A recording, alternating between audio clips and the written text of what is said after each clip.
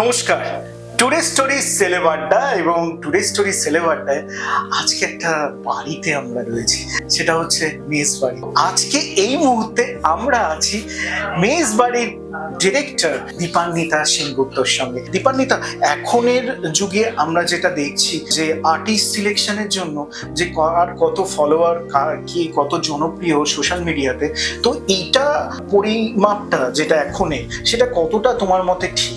দেখো, আমার মতে সবসময় মনে হয় যে একটা ছবি বানাতে গেলে সেখানে একজন নায়ক এবং নায়িকার দরকার, এটা একদমই ঠিক নয়।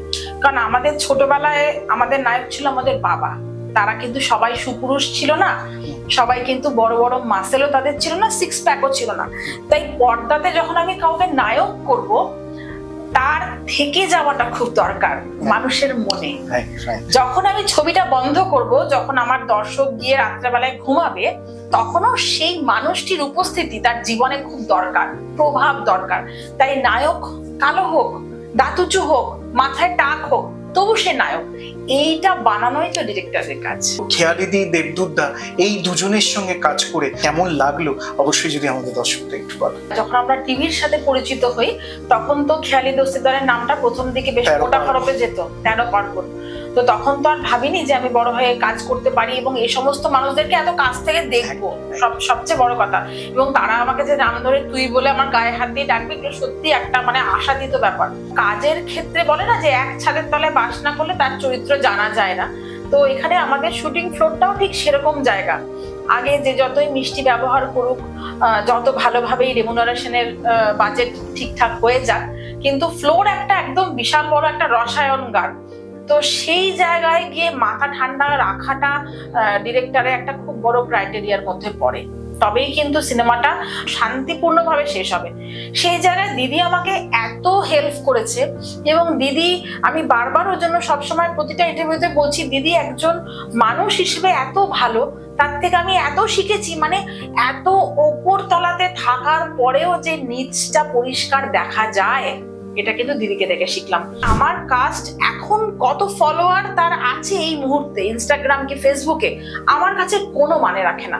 একজন কাস্ট কত ভালো মানুষ, আমাকে উনি কি চোখে দেখবেন শুটিং ফ্লোরে, এবং আমার স্ক্রিপ্টটা কত পার্সেন্ট পড়ে আসবেন নিজের জিনিস মনে করে, সেটা আমার কাছে অনেক ভালো দেয়। দেবদূতদা দেখো, যেরকম হচ্ছে একটা সময় সাহিত্যের সেরা সময়ের নায়ক বলতে যে চরিত্র আমাদের বাংলা সাহিত্যিকরা দেখিয়ে গেছেন, তার সঙ্গে দেবদূতদা 100% যায়। এবং দেবদূতদা আজকে হয়তো 50 ছুঁই, কিন্তু সেটা দেবদূতদা ধরে রেখেছে।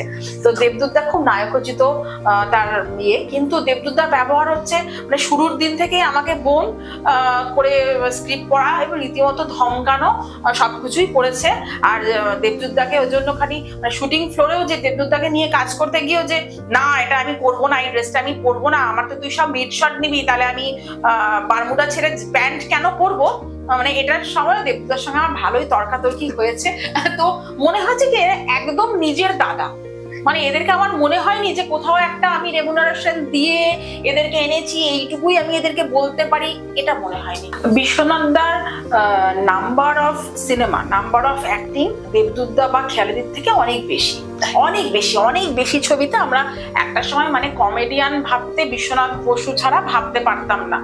এবং তার কি সেই একইভাবে থেকে যাওয়াটা, স্টেবিলিটিটা আমরা বরাবর দেখেছি। আমার শেষ একটা লাইন যেটা না বললেই নয়, আমরা নারী, আমরা সব পারি, এবং সেটা একমাত্র নারীরা অনেকাংশে অনেক জায়গা করে দেখিয়েছে। তো মেস বাড়ির জন্য দীপান্বিতা আমাদের দর্শকদের কি বলবে? আমরা এখন হয়তো অনেক স্মার্ট হয়েছি, অনেক গেজেট ব্যবহার করতে শিখেছি। আমাদের মধ্যে থেকে যেটা চলে গেছে সেটা হচ্ছে সহমর্মিতা, সহানুভূতি। আমার এই সিনেমাটা করার উদ্দেশ্য এবং খরচ হোক বা মনোযোগ দেওয়া হোক বা সবকিছু কাজ ছেড়ে এসে এর প্রতি যে এত মনোনিবেশ, একটাই শুধু উদ্দেশ্য, আমরা আবার যদি সবাই একটু সহানুভূতিশীল হয়ে উঠি। আর নারী আমরা সব পারি শুধু একটা কারণেই, আমাদের পাশে পুরুষ থাকে বলে। আমরা নারীরা এবং পুরুষরা একসাথে সহাবস্থান করছি, এই নয় যে আমাদের কোনো শাসন দরকার নেই, কোনো আমাদের বারণ দরকার নেই। সব সময় আছে। একটা পুরুষকেও যেমন আমরা শাসন করছি, বাইরে বেরোনোর পদক্ষেপ নিয়ে কথা বলছি, সেরকম আমাদের মাথার উপরেও পুরুষ দরকার আছে, পাশে পুরুষ দরকার আছে, নয়তো কিন্তু আমরা কিছুই পারি না। আগামীতে দীপান্বিতার সঙ্গে আরো আমাদের আড্ডা হবে, ওর আগামী ছবি নিয়ে, আগামী কাজ নিয়ে। ভালো থাকবেন, সুস্থ থাকবেন এবং সঙ্গে রাখবেন টুডে স্টোরি। আজকে দীপান্বিতাকে এখানেই বিদায় জানাচ্ছি, তবে হ্যাঁ, আবার কিন্তু দেখা হবে। নমস্কার। নমস্কার।